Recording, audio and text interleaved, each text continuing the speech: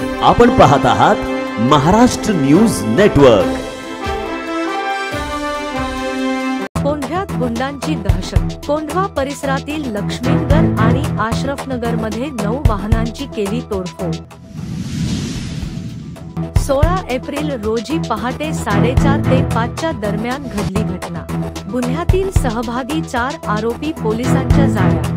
नवाज अजीज शेख, अल्फाज मुर्तजा बागवान, यश विजय सारडा, अमन कबीर इनामदार, सर्व आरोपी राहणार गुलटेकडी, मीनाताई ठाकरे, वसाहत पुणे।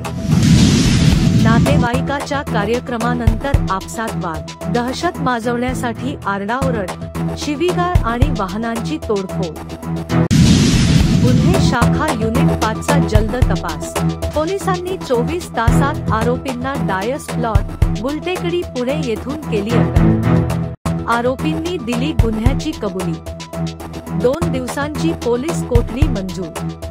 ही कारवाई अप्पर पोलीस आयुक्त शैलेश बलकवडे, पोलीस उपायुक्त निखिल पिंगळे, सहाय्यक पोलीस आयुक्त राजेंद्र मुळीक यांच्या मार्गदर्शनाखाली पोलीस निरीक्षक वाहिद पठाण तसेच पोलीस अंमलदार राजस शेख, पृथ्वीराज पांडुरे, विनोद शिवले, तानाजी देशमुख, सचिन मेमाणे, अकबर शेख, उमाकांत स्वामी, संजय कुमार दळवी, सुहास तांबेकर, पल्लवी मोरे आणि स्वाती तुपे यांनी केली आहे।